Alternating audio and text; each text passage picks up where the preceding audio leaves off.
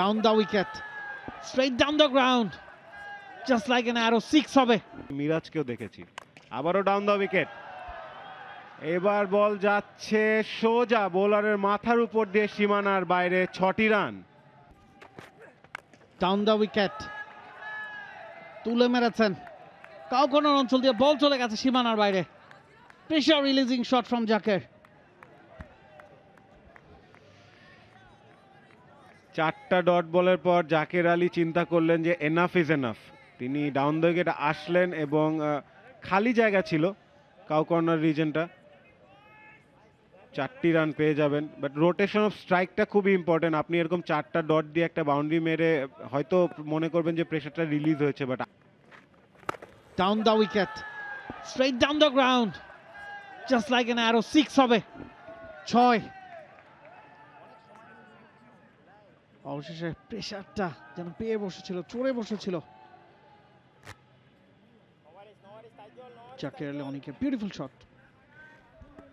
জাকের আলী অনেক মনে আমাকে শুনে ফেলেছেন।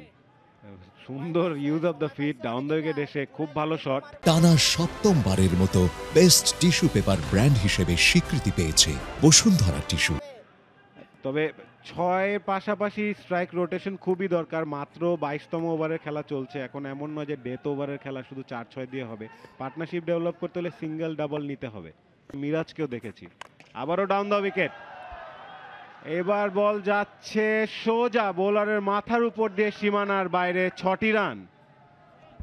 Very good shot, very good shot. সজোরে চালিয়েছেন, অনেকটা slap shot.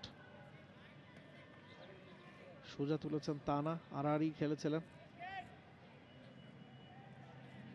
Correct, straight down the ground, একেবারে বোলারের ঠিক মাথার পেছন দিয়ে একটা প্রতিরোধ। এবার ডাউন দ্য ট্র্যাক এসে তুলে মেরেছেন, অনেকটা উপরে উঠে গেছে, ক্যাচ হতে পারে, ফিল্ডার সেখানে রয়েছেন, তবে অনেকটা হাইট, তবে সেফ ক্যাচ। একেবারে আরামে ক্যাচটা ধরেছেন আরিফুল ইসলাম এবং এরই সাথে 7ম উইকেটের পতন। 115 রানে আউট হয়ে গেলেন জাকের আলী অনেক। যে মাত্র বলছিলেন পার্টনারশিপ বিল্ড আপ হওয়ার কথা, ঠিক সেই মুহূর্তেই একটা ঝুঁকিপূর্ণ শট খেলতে চাইলেন জাকের আলী।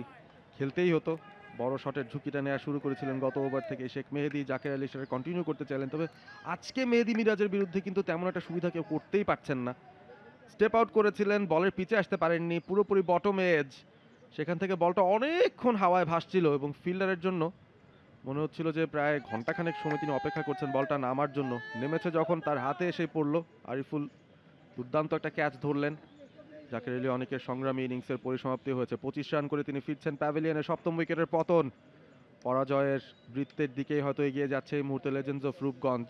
তবে সাফল্যটা পেয়েছে মোহামেডান স্পোর্টিং ক্লাব। ফাইনালি মেহেদী হাসান মিরাজের হাত ধরে পার্টনারশিপটা ভাঙলো। অনেকটা উপরে উঠেছিল, অনেক সময় কিন্তু এই ধরনের ক্যাচ ধরা কঠিন হয়ে যায় ফিল্ডারের জন্য, তবে সেখানে বেশ। For more updates, subscribe to our YouTube channel and click on the bell icon. Follow us on Facebook and Instagram. Download T-Sports app to enjoy exciting games and highlights. Visit tsports.com.